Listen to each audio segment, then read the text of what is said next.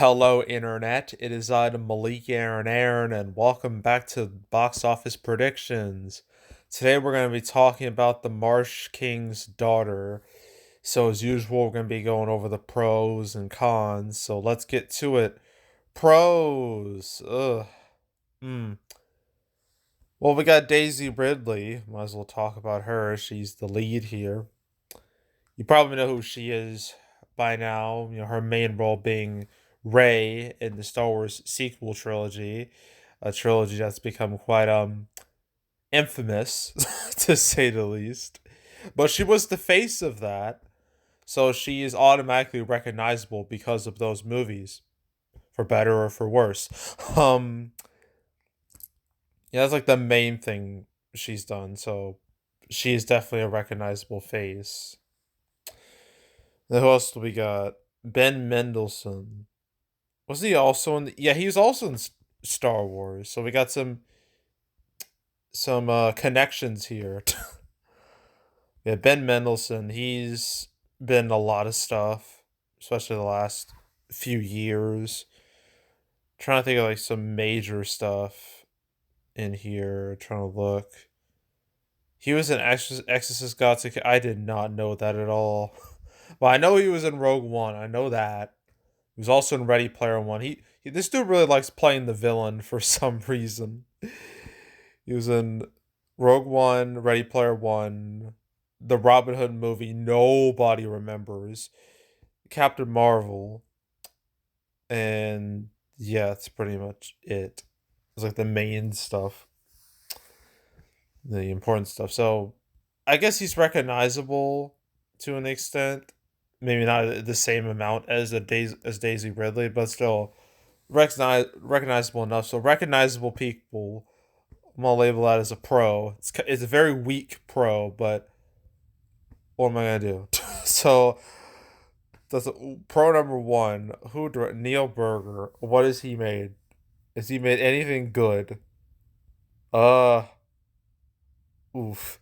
Well, Limitless in the upside. I mean, the upside wasn't exactly received well, but it made a lot of money, especially for like a January movie.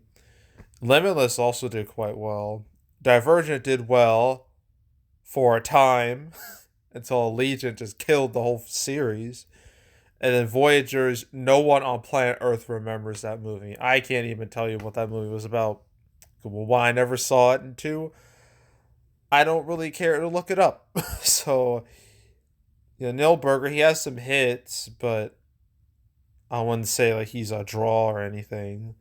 I wouldn't say he has like a strong fan base. So, I'm just gonna label that as like a middle ground. It's neither a pro nor a con. The director, but I think that's really it with pros. Any type of pros, cons, marketing. Where is it? Where? I've seen nothing. I've seen absolutely nothing from this. I bet most of you don't even know this movie exists. I don't blame you. It's the movie's had no push, no nothing. It's just getting thrown out there. You could literally say the same for what is it?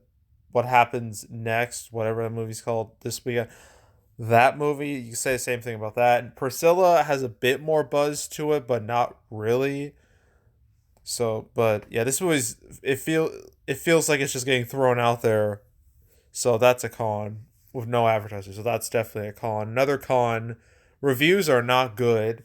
There's only 23 reviews, but a 39% is exactly something I would be ecstatic about. So, yeah, bad reviews. There's not even a cinema score. This movie's opening too few theaters to get a cinema score. It's not even an audience score. So all I got is a critic score to work with. And since the critic score is not good, that's a con. So, bad critic score. Another con is that this weekend is just so sad and pitiful. It is a nothing weekend. And it didn't have to be this way. If the actor strike and the retro, if those never happened, we would have gotten Dune Part 2 this weekend. And that would have been awesome. But instead, we're getting that in March. And so this weekend is just a waste. It's a waste. It's a weekend to skip. It's a weekend to sleep on. It's just, You're better off doing anything else. You're better off watching the Invincible season 2 premiere. That's what I did. So going to the theater. So yeah, and I wouldn't even say there's any strong competition. I mean, Five Nights at Freddy's, that's looking to have a disastrous week too. And like the Taylor Swift Eras tour, that's going to be over this weekend. This weekend's going to be the last weekend of that, and everything else is just kind of dead, and it's just sad. But even then, it's not going to help this movie. So yeah, releasing on a dead weekend, that's a con. And I guess like I mentioned, the rest of November is gonna kill. This movie's not gonna last till the end of November, I bet. I mean, next week you got the Marvels, which isn't expected to do well at all, but it'll still do well enough to hurt any remaining October movies. And then you got Hunger Games, Songbirds and Snakes, and then you got Wish and Napoleon and Trolls band together at Thanksgiving. Lots of movies coming out in the next few weeks.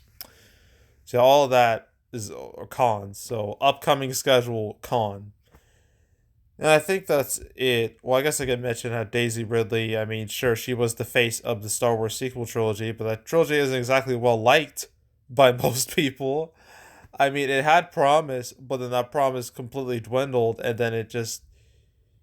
Ugh, I don't even want to think about Rise of Skywalker. That movie gives me PTSD.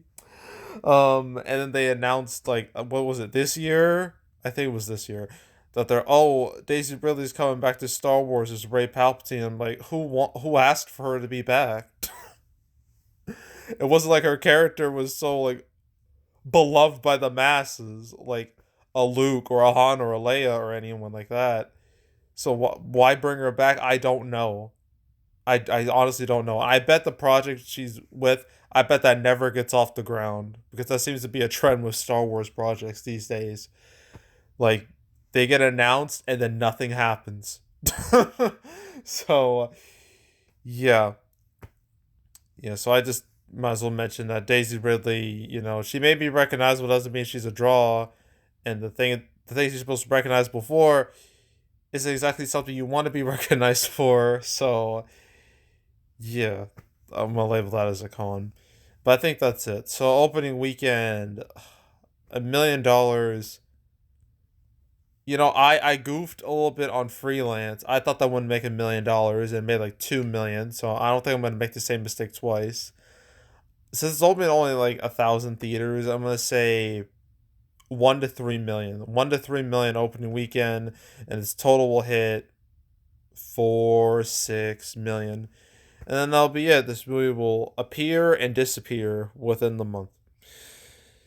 Alright, so we got two more movies to talk about, Priscilla and What Happens Later.